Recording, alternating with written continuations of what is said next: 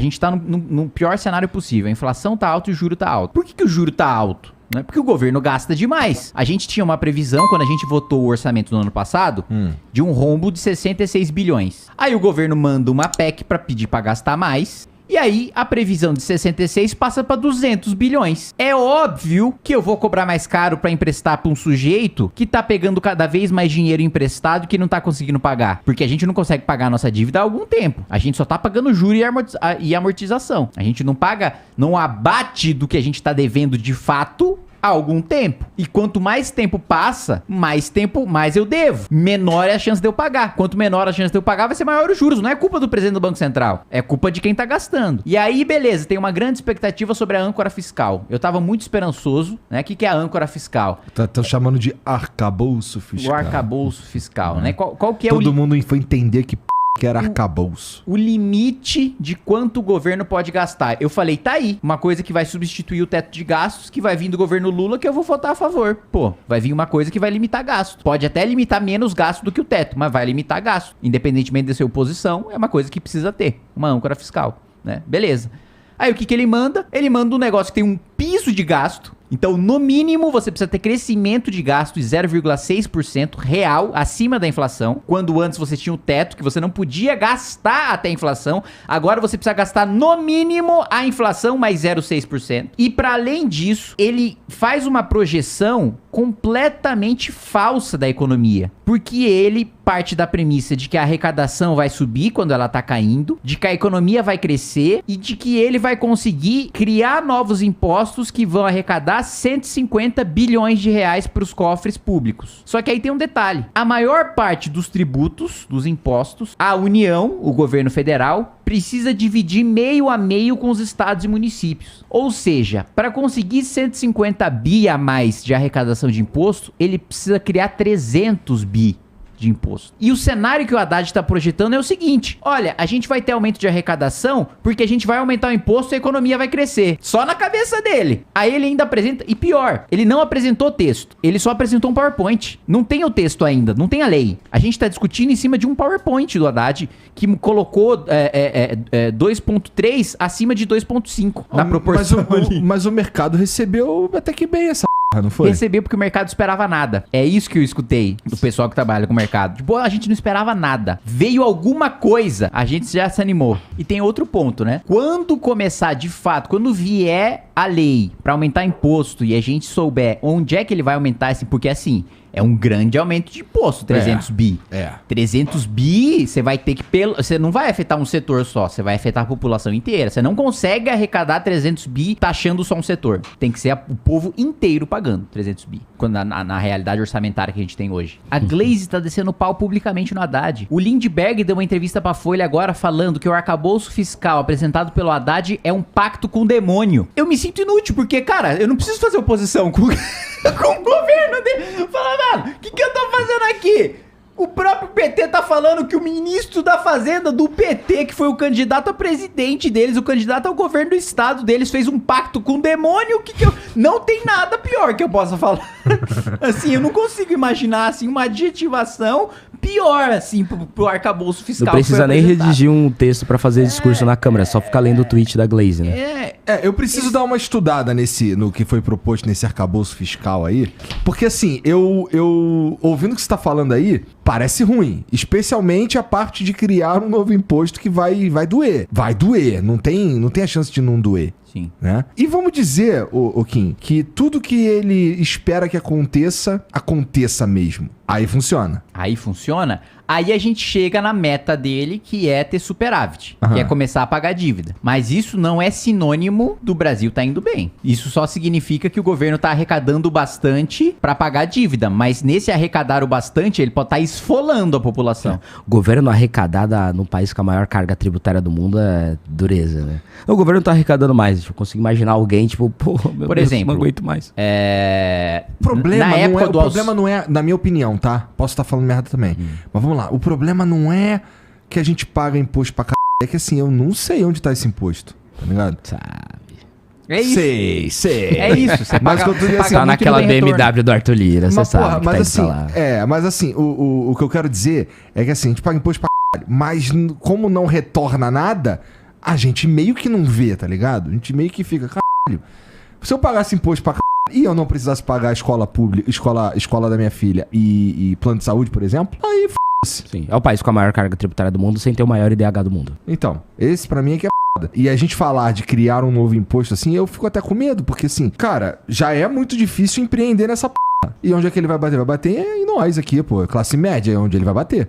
Não, mas ó, eu vou defender o Haddad nesse ponto, porque eu acredito que ele seja um cara, assim, ele tem uma razão pra estar fazendo isso, eu acredito. Porque eu não acho que ele é burro, tá ligado? Ele deve ter... Eu acho que economicamente ele não tem a menor noção do que ele tá falando, do que ele tá fazendo. Burro não, incompetente com certeza. Não, na economia ele não tem a menor noção do que ele tá fazendo. Não tem a menor noção do que ele tá fazendo. Eu lembro que, tipo, na época Você não tá reduzindo demais também o que ele tá propondo, não, Kim? Ou você tá falando literalmente o que ele tá propondo? Não, bom, literalmente o que ele tá propondo. Aumento de arrecadação, gasto mínimo de 0,6% real acima da inflação, gasto máximo 2,5% real acima da inflação. Se você gasta demais num ano, você precisa, no ano subsequente, compensar isso. O que parece uma ideia boa, mas é uma ideia ruim, porque significa que no último ano de mandato ele pode estourar de gasto e deixar a bomba pro próximo. A gente não sabe se esse limite de gasto vai se aplicar um teto geral que é só pro executivo, ou se vai ser igual ao teto de gastos, que é pro legislativo, que é pro judiciário também, o que é ruim, porque se for um teto geral, o que vai acontecer? O judiciário e o legislativo vão aumentar salário, vão pressionar o executivo para aumentar salário também, e os 2,5% de gasto real vai ser aumento de salário, não vai ser investimento, que é infraestrutura, que é coisa que dá retorno no longo prazo. Então, eu não tô falando as coisas baseado na minha cabeça. Eu tô falando primeiro da proposta que ele apresentou no PowerPoint, que deixa dúvidas, porque é um PowerPoint, não é uma proposta. Depois, das pessoas que eu respeito muito e que têm publicado, que têm falado sobre o assunto, né? O Marcos Lisboa, o Marcos Mendes, né? Principalmente os professores do INSPER, que eu escuto muito, porque acho que são caras que entendem muito de economia de Brasil, especialmente, por exemplo, o Marcos Mendes é o maior especialista em finanças de estados do Brasil, é o cara que tem mais trabalhos acadêmicos precisos sobre finanças de estados do Brasil. Marcos Mendes? Marcos Mendes, professor do INSPER. Vou dar uma olhada. A Zeina Latif, que foi economista da XP, que também é brilhante, também tem o prazer de poder, o privilégio de poder escutar análises dela. Então, é de gente muito qualificada e de gente do próprio mercado que fala o que eu te falei. Olha, a gente não estava esperando nada. Veio alguma coisa pra gente, porque o mercado tem uma teoria, né, que é... Você assistiu Alice in Borderland? Não. Não, porque essa teoria é aplicada em um dos jogos de Alice in Borderland. Você deveria assistir, ou você deveria ler até, que é melhor do que assistir. É um mangá, mas tem a série no Netflix também. Que é o concurso de beleza de Keynes, que representa o mercado de ações. Qual que é a teoria do concurso de beleza de Keynes? Keynes, ele é um cara que ele era um ótimo operador de ações. Ele sabia muito como ganhar grana no mercado de ações, né? E a tese dele era muito simples, né? Na época do Keynes, tinha um concurso de beleza, que era o jornal, e um monte de mulher que você votava lá em qual você acha que é a mais bonita. E que vai ganhar o prêmio de mais bonita, e se você acertar qual é a mais bonita, você ganha um prêmio também, né? A mulher ganha um prêmio e você ganha um prêmio também, beleza. Aí o que o Keynes dizia? Nesse concurso de beleza, eu não vou votar na que eu acho bonita. Eu vou votar na que eu acho que os outros acham que é bonita. E assim é o mercado de ações. Eu posso achar que uma empresa é maravilhosa, tá bem estruturada, tem um bom produto, etc e tal. Como é que eu ganho no mercado de ações? É investindo nela? Não. É investindo naquela que eu acho que o resto do mercado de ações acha que vai crescer. Porque aí eu saio, eu vendo quando estiver no topo, saio, e aí vou pra próxima, aí eu analiso qual que é a próxima onda. Mas não significa que a empresa vai bem, que ela tá bem estruturada, etc. Não. Só vou na onda. É isso o mercado. Não significa que as contas públicas estão bem estruturadas porque deu uma melhoradinha no mercado. Não. Significa que a onda massa acha que vai no sentido melhor do que não ter nada. Entendi. Cruel. E, pô, o que você achou aí dessa última parada que o Lula falou aí, que é se a meta tá errada, corrige a meta e o caralho aí, bagulho que tinha a ver com juros, tinha a ver com meta de inflação, não sei o quê. O Lula primeiro falou assim que todos os livros de economia estão superados, né? Ele, Lula. Primeiro assim, como é que ele sabe se ele nunca leu nenhum? Já começa aí. Superou de onde? Como é que tu sabe que ele nunca leu nenhum? Porque ele disse que não leu, porra. Ah, é? Então tá. Pelo menos nisso eu acho que ele tá falando a verdade, né? Mas fala pra mim sobre essa declaração dele aí. Não, ele quer encontrar... É outra estratégia que o George Orwell, ele escreveu. Essa foi... Ele escreveu melhor em 1984, né? Que é o Goldstein. O que é o Goldstein? É o inimigo que quer que tudo dê errado e o culpado por todos os problemas do regime. O Lula elegeu como Goldstein, como um inimigo. Por que é importante você ter, na teoria, desde Maquiavel, passando pela ficção do Orwell? Um inimigo em comum, ele junta as pessoas em torno de você. Um inimigo em comum, ele tira a atenção dos seus erros pra jogar nas costas desse adversário que todo mundo precisa se unir pra combater. E é isso que ele tá tentando fazer com o Banco Central. Fala, gente, ó, o país tá cheio de problema, a picanha não vai ser... Não sei se você viu o vídeo, né? A galera, picanha, picanha, picanha. Ele, calma, gente, vai demorar um pouco pra arrumar as coisas. Né?